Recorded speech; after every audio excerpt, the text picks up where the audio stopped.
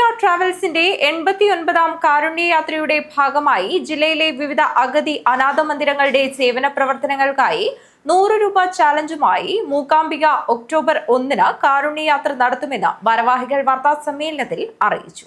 മൂകാംബിക ട്രാവൽസിന്റെ 89ാം കാരുണ്യയാത്രയുടെ ഭാഗമായി ജില്ലയിലെ വിവിധ അഗതി അനാഥ മന്ദിരങ്ങളുടെ സേവന പ്രവർത്തനങ്ങൾക്കായി 100 രൂപ ചാലഞ്ചുമായി മൂകാംബിക കാരുണ്യയാത്ര 1-ന് നടത്തുമെന്ന് ഭാരവാഹികൾ വാർത്താ സമ്മേളനത്തിൽ അറിയിച്ചു.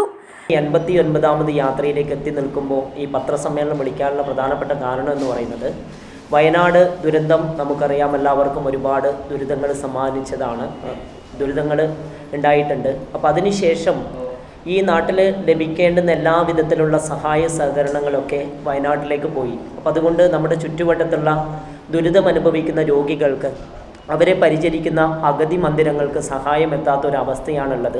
സാമ്പത്തികപരമായും ഭക്ഷണത്തിന് പോലും ബുദ്ധിമുട്ട് അനുഭവിക്കുന്ന ഈ ഓണക്കാലത്ത് പോലും അത്തരത്തിലുള്ളൊരു പ്രശ്നമെല്ലാം ഇത്തരത്തിലുള്ള അഗതി മന്ദിരങ്ങളിലൊക്കെ ഉണ്ട്. അപ്പോൾ അവരെ സഹായിക്കുന്നതിന് വേണ്ടിയിട്ട് മൂകാംബിക കാരുണ്യയാത്ര 89ാമത് യാത്രയിലേക്ക് എത്തി നിൽക്കുമ്പോൾ നമ്മൾ തിരുവോണ ദിവസം ഒരു 100 രൂപ ചലഞ്ച് എന്ന നിലയിൽ ഇതുമായിട്ട് സഹകരിക്കുന്ന ആൾക്കാരോട് സ്വരൂപിച്ചുകൊണ്ട് നമ്മൾ ഈ 1-ാം തീയതി ഈ അഗതി മന്ദിരങ്ങളിൽ പ്രധാനപ്പെട്ട 3 അഗതി മന്ദിരങ്ങളെയാണ് ഇപ്പോൾ സെലക്ട് ചെയ്തിരിക്കുന്നത്. ഒന്ന് ചാക്കോച്ചേട്ടൻ്റെ എല്ലാ മലബാർ പുനരധിവാസ കേന്ദ്രം, ഒന്ന് അമ്പലത്തറ 3-ാം മൈലിലുള്ള സ്നേഹാലയം, ഒന്ന് ഏച്ചിക്കാനത്തുള്ള അഭയം വൃദ്ധാശ്രമം. സ്നേഹാലയ 3-ാം മൈൽ, മലബാർ പുനരധിവാസ കേന്ദ്രം മൽപ്പച്ചേരി, അഭയം വൃദ്ധാശ്രമം, ഏച്ചിക്കാനം എന്നീ അഗതി അനാഥ മന്ദിരങ്ങളുടെ സേവന പ്രവർത്തനങ്ങൾക്കായാണ് മൂകാംബിക ട്രാവൽസിന്റെ കാരുണ്യയാത്രയിൽ ലഭിക്കുന്ന വരുമാനവും 100 രൂപ ചാലഞ്ചിലും ലഭിക്കുന്ന തുകയും ഉൾപ്പെടെ ഈ സ്ഥാപനങ്ങൾക്ക് നൽകുമെന്നും ഈ ജീവകാരുണ്യ പ്രവൃത്തിയിൽ മുഴുവൻ ആളുകളും പങ്കാളികളാകണമെന്നും